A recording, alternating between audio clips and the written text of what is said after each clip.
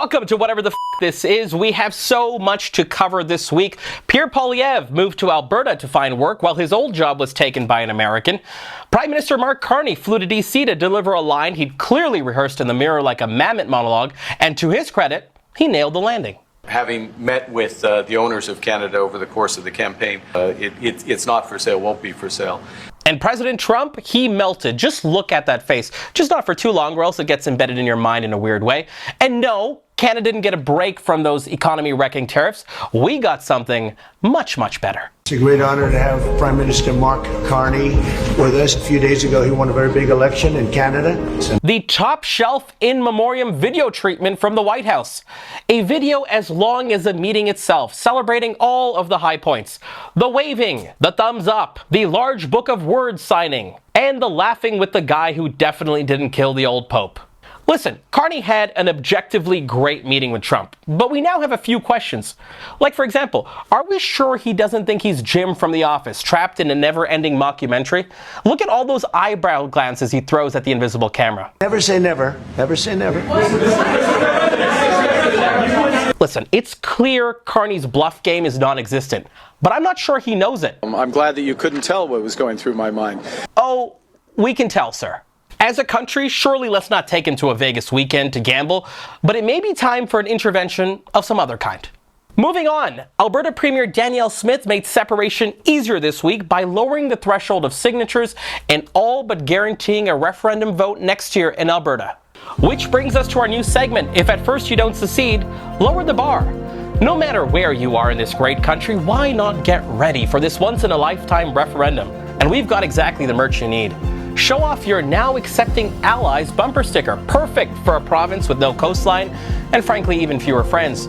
Slip on our Landlocked and Loving It t-shirt, because who needs access to ports when you've got pipelines that end at the border? And don't forget the Passport to Nowhere hat, perfect when you want to travel but your country's global reputation won't. It's by the way, that hat, it's made with 100% pure delusion. And for the kids, the Future Expat onesie, because nothing says hope like planning their escape before they can walk. But the story this week, Mark Carney's new cabinet was appointed and sworn in. And there they are, look at them, starting their sacred and long-held Canadian tradition of the awkward walk down the promenade to attend what feels like the wedding of a colleague you only kind of know but invited the entire office floor for some reason. And the ministers, they're ready to seize power and a lifetime supply of stress-induced ulcers. But not before long, it was time. Mark Carney arrived like a Bollywood groom emerging from behind a tree, grinning and ready to hand out cabinet posts like Halloween Smarties. And the ministers? They ministered. There were old ministers, there were new ministries like the freshly appointed and created Ministry of AI, who will eventually ultimately be replaced by, and I can't say it, they're listening to us. There was emotion, there was a lack of emotion, there was awards, I think, and of course, there was French. Moi, Julie Aviva Julie.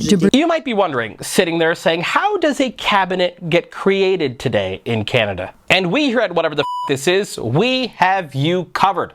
Because step one, you start with your core, the classic building block of modern governance, your EDI hires, the white dudes. It's tradition, like fruitcake at Christmas, only much harder to digest. Step two, you realize there's way too many of them, and then you add women, and suddenly, things look promising. Step three, someone yells, though, regional balance, and someone else yells, racial diversity. So then you start tossing in people from every corner of the map, but let's be honest, you start gravitating towards Surrey, Brampton, Mississauga. For some reason, your heart guides you. Step four, it's age diversity. And when we say that, we mean people under 55, so then you come in with these fresh-faced liabilities and you add them to the pile. Step five, someone says, wait, what about diversity of thought? And then everyone laughs in unison because we don't care about that. By now your cabinet is so bloated you forget what the point was in the first place, so you shrug, you add two more ministers people told you to never appoint in the first place, and you call it a day and say, I'm glad that you couldn't tell what was going through my mind. Thank you so much for watching. If you enjoyed this video, be sure to subscribe on YouTube and turn on notifications so you don't miss the next one. Also, please share it with your network. For exclusive content and to support our progressive advocacy, visit forwardcanada.ca. Join a growing movement of those fighting for progress on healthcare, education, workers' rights, public services and institutions, the environment, and much, much more.